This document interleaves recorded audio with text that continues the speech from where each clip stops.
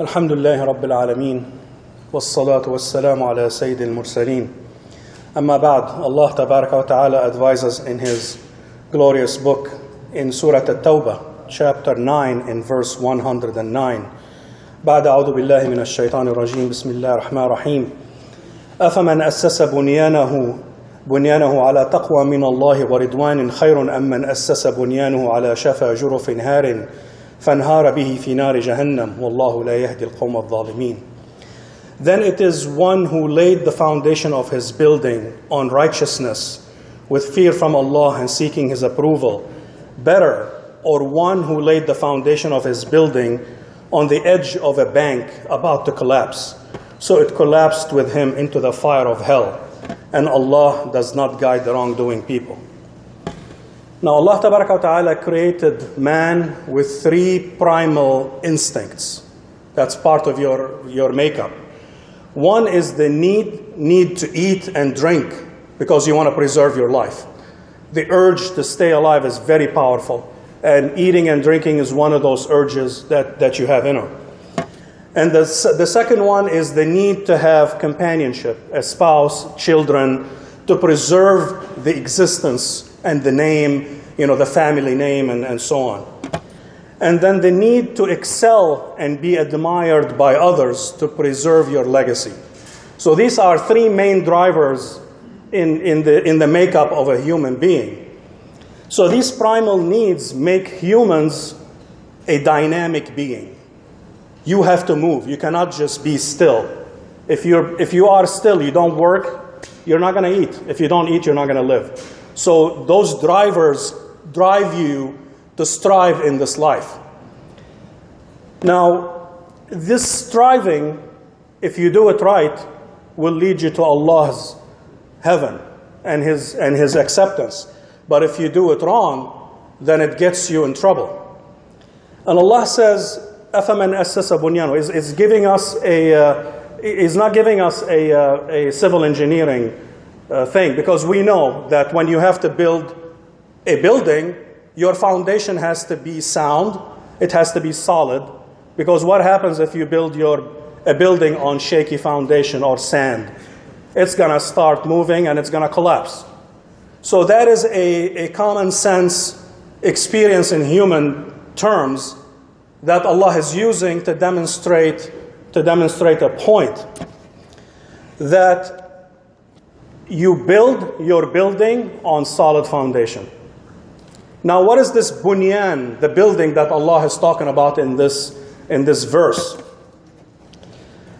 These are the essential activities that you perform in your life.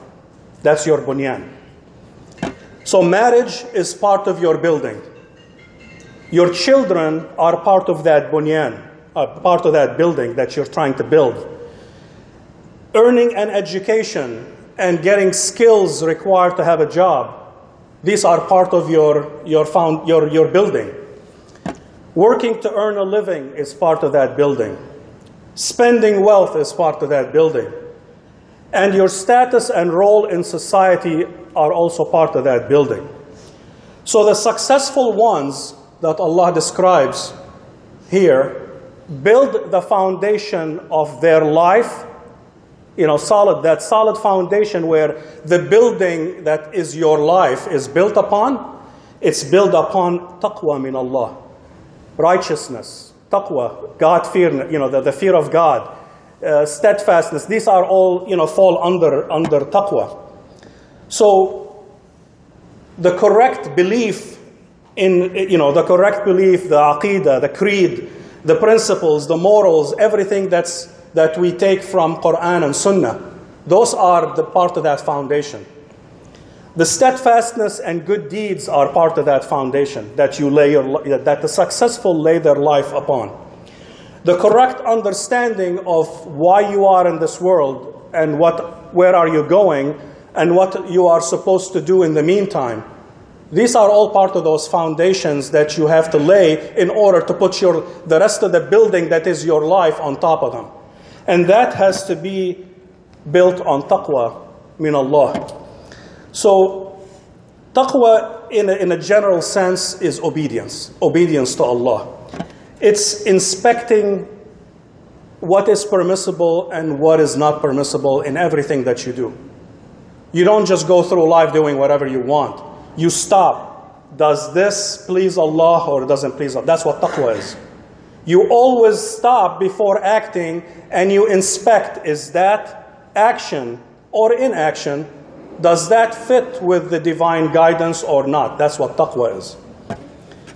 So in choosing your spouse, in raising your children, at work, at home, interacting with others, these are all where taqwa is exercised. Ala taqwa min Allah wa ridwan. So that Allah mentions taqwa and ridwan. Ridwan is Allah's pleasure. So there's a difference between taqwa, righteousness, and ridwan, seeking Allah's approval. Taqwa is kind of a negation term. I do not steal. I do not lie.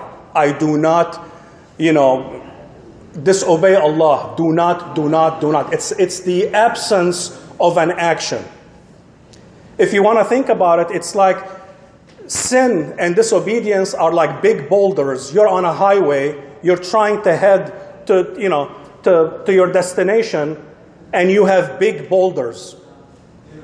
Steadfastness and taqwa removes those boulders from your path towards Allah. But you still have to move. Ridwan, the acceptance from Allah, is achieved through good deeds. So having taqwa by itself is not enough. You have to have taqwa, but you have to get in motion. What good is removing the boulders from the highway if the car is turned off and you're not moving?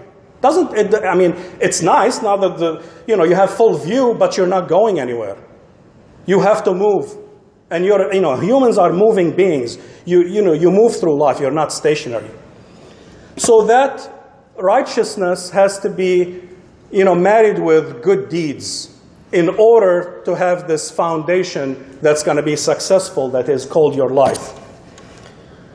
So Ridwan is a motion towards Allah through good deeds. Righteous work, goodness to parents, feeding the hungry, and all the actions that a believer does. So the foundation must be both obedience and good deeds. Those are solid foundations. And the verse says, is that better? Who is better? The one who builds the foundation of their life on taqwa and righteousness and pleasure of Allah, is that better? Or is somebody who أسس بنيانه على شفا جرف نهار فانهار به في نار جهنم? Or somebody who builds their building on loose foundation? And the verse is talking about in something that the Arabs at the time understand is a well that's dug, but it's not shored up. If you build a hole and you don't shore up the lines, it's going to collapse and go in. So Allah is saying, is that better, or somebody who builds their foundation? Their foundation is loose. There's nothing. There's no concrete. There's no pylons. There's nothing. Whatever you build on it, it's going to fall. You see people who build their houses on the edge of a cliff, and then rain comes in and it just washes everything off. But the problem is with this one, you're not going to be washed into the ocean, you're going to be washed into hellfire if you don't build your life on solid foundation of righteousness and good deeds. So is it better? Who is better? The one who is righteous and does good deeds, or somebody who establishes the foundation of their lives upon disobedience, upon sin, upon hurting others, doing whatever they want? Which is better? There's no comparison. So a believer will never be treated the same as a disbeliever. And you may think, okay, this is for in heaven. A believer who is obedient will go to heaven. A disbeliever will go to hell. No, Allah is also talking about this life as well. If you will get in trouble in this life and in the next if you don't build your life on solid foundations. And Allah says in Surah Al-Qasas in chapter 28 and verse 61, أَفَمَنْ وَعَدْنَاهُ وَعْدًا حَسَنًا فَهُوَ لَاقِيهِ كَمَنْ مَتَّعْنَاهُ مَتَاعَ الْحَيَاةِ الدُّنْيَا ثُمَّ هُوَ يَوْمَ الْقِيَامَةِ مِنَ الْمُحْضَرِينَ.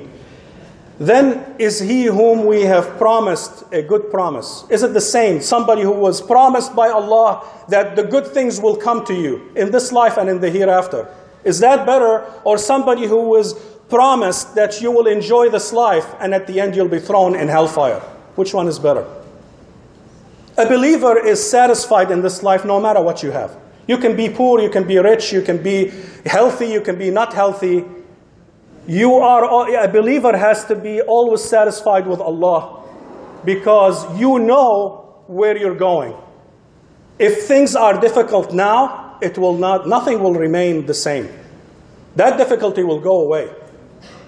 A believer's problems end at death. If you're sick, if you have a spouse that's driving you crazy, you have kids that are not what you like, when you're dead, all your troubles finish. A disbeliever, the problems start when they die. That's when their problems start. You don't want the problems in the end. You want the problems up front. So Allah Ta'ala will never treat somebody who builds the foundation of their life on taqwa and ridwan, on righteousness and good deeds, will not be treated the same, ever will be treated the same as somebody who disbelieves and running around doing whatever they want. Not in this life, not in the hereafter. So we have to pay attention to how we build our life. And for us who are, in the latter part of our age, we may have missed on some of the stuff. So I'm talking specifically to the youth. You are starting your life. Build your life on solid foundation. Don't focus on the material things. Focus on what pleases Allah, and Allah will make sure that you'll be happy in this life and in the hereafter. You want a good, righteous wife?